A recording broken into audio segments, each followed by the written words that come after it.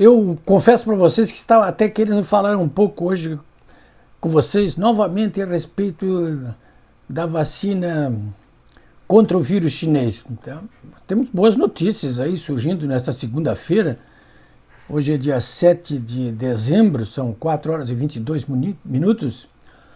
Boas notícias para a virada do ano aí. No Reino Unido, nessa terça-feira, começa a vacinação com a vacina da Pfizer. Na Rússia, já nesse final de semana, começou a vacinação com a vacina Sputnik V. Aliás, eu publiquei um depoimento no meu blog, polibiobraga.com.br, de um repórter da Deutsche Welle, um correspondente da Deutsche Welle, que é a agência de notícias alemã, em Moscou. E ele conta ali como é que ele participou de uma experiência inicial e tomou a vacina Sputnik V. E ele conta que as primeiras reações dele, 40 mil pessoas se submeteram a esse tratamento inicial. E ele conta que, apesar claro, da reação inicial, foi de bom resultado. São 2 doses, né? No Reino Unido, a primeira a tomar a vacina vai ser a rainha Elizabeth, tem 94 anos. Ela e o príncipe Philip. O príncipe Philip tem 99 anos. Essa rainha Elizabeth é uma parada. Aliás, quem tiver Netflix em casa, eu quero recomendar que veja a série The Crown, A Coroa. Está na 4ª temporada. Vale a pena ver. Nessa 4ª temporada aparece a princesa Diana. Ali é contada toda a história da princesa Diana. O diretor da série ele pinta a Diana ali como uma alpinista social, não buscando dinheiro, mas buscando a glória, a fama e uma participação na família real. E pinta o Charles, o príncipe Charles, o ex-marido dela, né? Pinta como um príncipe boquirroto, né? Entre outras coisas. Mas a série é muito bem feita, eu recomendo a vocês. The Crown, em inglês, né? A Coroa. Excelente, das melhores coisas que estão sendo apresentadas na Netflix, nessas empresas aí, né? Que disponibilizam séries e filmes pela internet.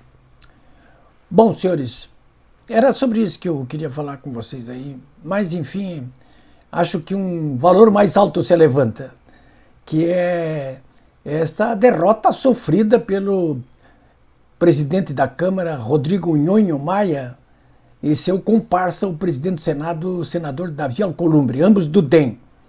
Eles sofreram uma rombuda derrota no Supremo Tribunal Federal neste domingo.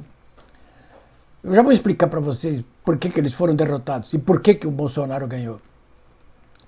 Porque o que estava em julgamento no Supremo Tribunal Federal era a constitucionalidade ou não de um dispositivo da Constituição que impede a reeleição dos presidentes da Câmara e do Senado.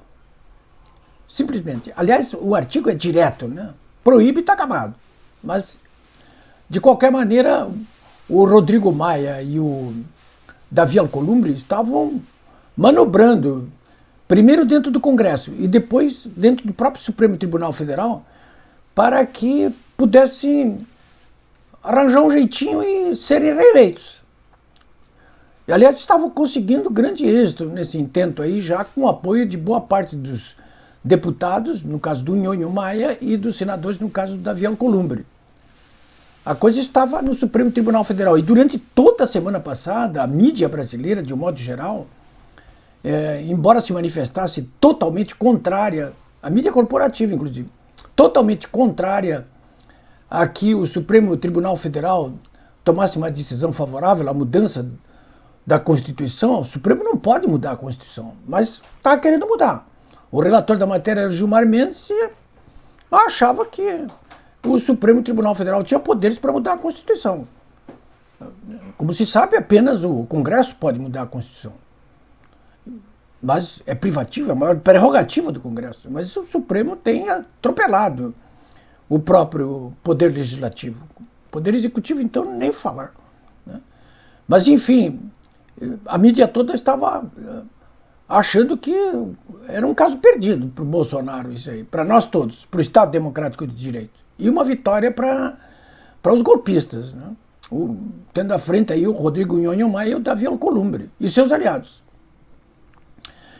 Mas, de qualquer maneira, a própria mídia, inclusive a mídia corporativa, se opôs vigorosamente a essa mudança das regras do jogo. Não é sempre que faz isso, mas nesse caso fez isso sim. O presidente Bolsonaro também estava contra isso aí, né? Aliás, ele sabe muito bem que o Rodrigo Maia está lá só para atazanar a vida dele. O Davi Alcolumbre é coadjuvante do Maia, né? Ele é um simples coadjuvante, mas enfim, cria problemas também.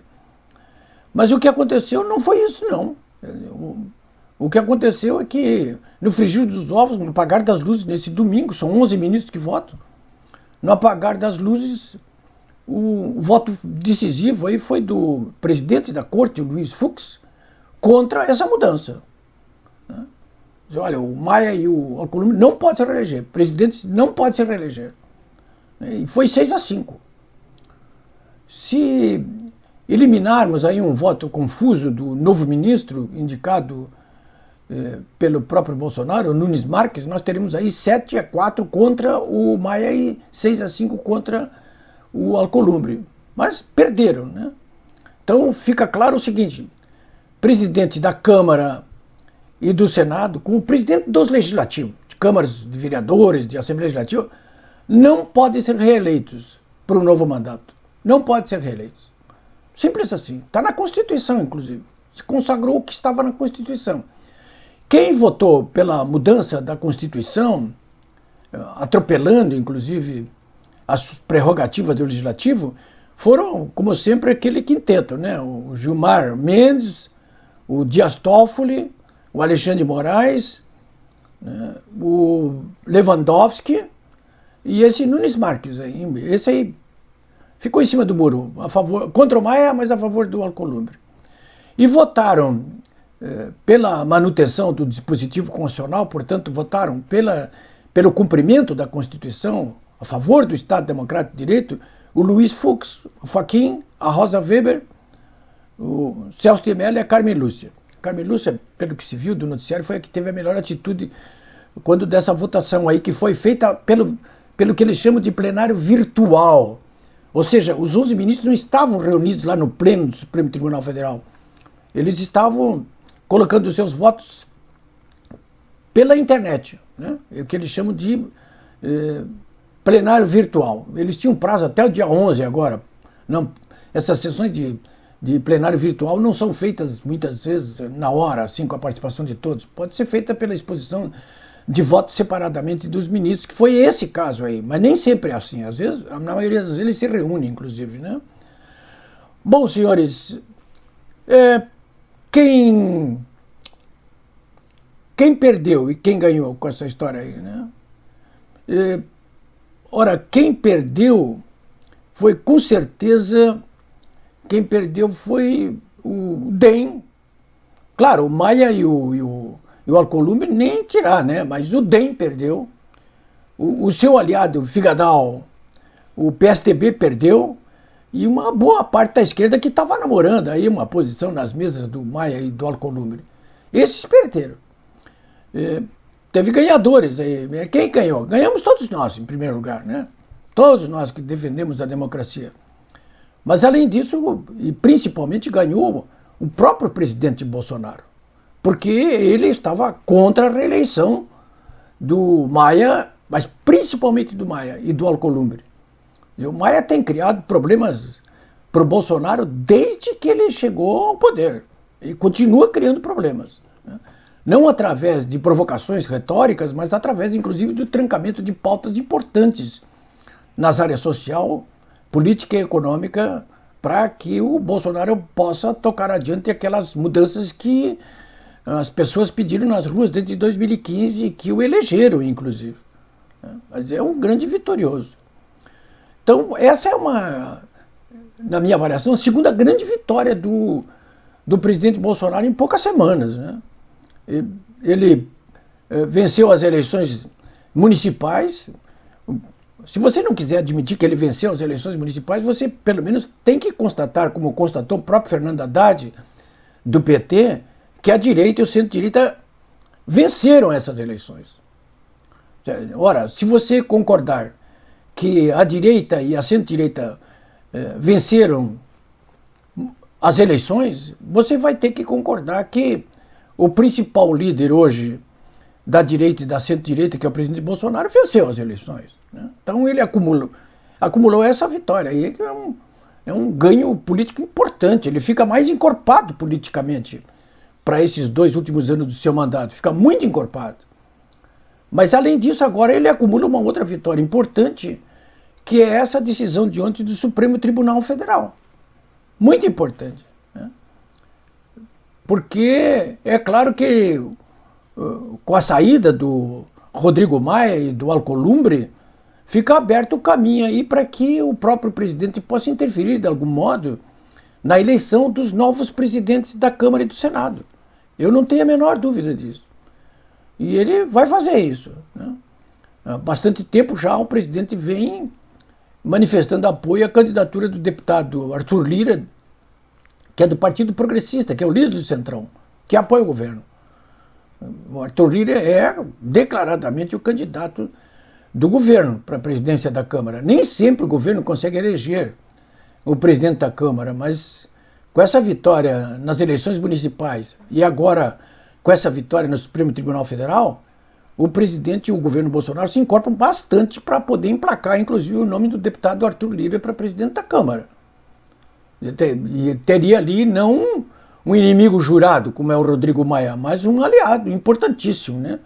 Um deputado, inclusive, muito habilidoso, o Arthur Lira. Eu podia falar mais sobre essa questão do Arthur Lira com vocês aí, mas já me estendi demais. E no Senado? No Senado, o presidente demonstra que não tem propriamente um candidato no Senado, mas gostaria de ver ali alguém do MDB. O presidente sabe que o MDB tem a maior bancada do Senado, que historicamente a maior bancada ela tem a preferência para a indicação de um presidente, de qualquer uma das duas casas. No Senado, a maior bancada é do MDB. O Bolsonaro ainda não tem um nome ali, mas se o MDB indicar um candidato palatável, com certeza esse receberá também o apoio do presidente. Enfim, senhores, eu acho que esse ano ele está terminando bem melhor do que quando começou. Nós estamos vendo aí a pandemia às vésperas de sofrer um rude golpe aí através de uma vacinação em massa. O Reino Unido já começa amanhã a vacinação. A Rússia começou no sábado, outros países vão fazer o mesmo. Os Estados Unidos hoje informaram que no dia 25 de janeiro vão começar uma vacinação em massa. E aqui no Brasil isso vai começar a qualquer momento também. O próprio governador de São Paulo, João Dória, eu não gosto de João Dória, mas ele anunciou que vai disponibilizar a vacina chinesa, a Coronavac, a partir agora já do início de janeiro, né? Já está com a vacina, o próprio Instituto Butantan começou a fabricar e ele acha que pode vacinar 40 milhões de paulistas a partir agora já de janeiro, dependendo da autorização da Anvisa. E eu não vejo por que a Anvisa não vai poder autorizar o uso dessa vacina. Não vejo por quê. Até porque é voluntário, quer dizer, vacina quem quiser. Eu confesso para vocês que se eu morasse em São Paulo e pudesse tomar essa vacina chinesa, eu não tomaria, em hipótese alguma. Eu aguardaria pela vacina de Oxford ou pela vacina de Pfizer, mas vacina chinesa, eles que começaram com esse vírus aí e expandiram pelo mundo inteiro aí, infectando o mundo todo, eles agora vêm com essa vacina aí para tentar resolver um problema que eles mesmos resolveram e ganhar dinheiro com ele. Comigo não, eles não passarão. Mas enfim, cada um é dono do seu destino e cada um sabe o que faz, né? Então, vai terminando bem o ano, melhor do que começou, né? A economia também já está se recuperando e no ano que vem o governo Bolsonaro, com um novo comando, novos comandos na Câmara e no Senado, ele vai poder destrancar as pautas que estavam sendo obstaculizadas, sobretudo pelo Rodrigo Maia, dentro da Câmara. Pautas principalmente na área social, mais conservadoras, como a da flexibilização do porte de armas, do ensino domiciliar, de mais rigor em relação ao aborto, de um fim para a libertação de criminosos julgados e condenados de segundo grau.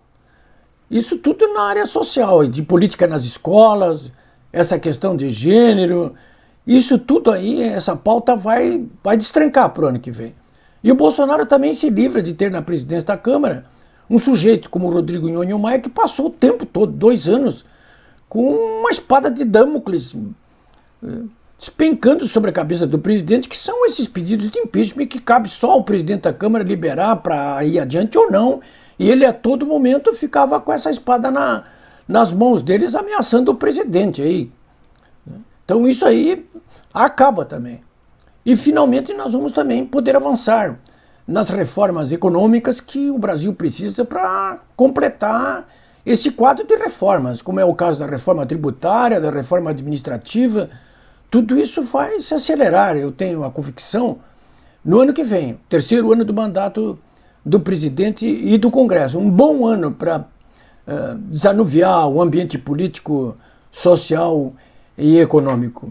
Isso tudo está a demonstrar que o jornalista Fernando Gabeira tem razão hoje no jornal O Globo, quando ele diz que acha que o presidente Bolsonaro é maluco. Ele acha que ele é maluco, o Bolsonaro. Mas não é nessa parte que o Fernando Gabeira tem razão. Ele tem razão quando ele diz ou o Bolsonaro é maluco ou eu sou maluco, com a idade que eu tenho. Eu fui ver qual é a idade do Fernando Gabeira, ele tem 79 anos, exatamente a minha idade.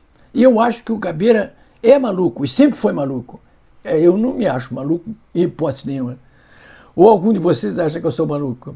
Olha, antes de desligarem aqui, dê uma olhadinha ali no pé do vídeo de vocês, ali tem um sininho, dá uma clicadinha ali. Para mim isso é muito importante porque aumenta o número de pessoas que estão me acompanhando aqui. E quanto mais aumentar a clicagem, mais o Google Analytics vai fazer o registro e o próprio YouTube, e eu vou poder me sustentar um pouco melhor aqui. É isso aí.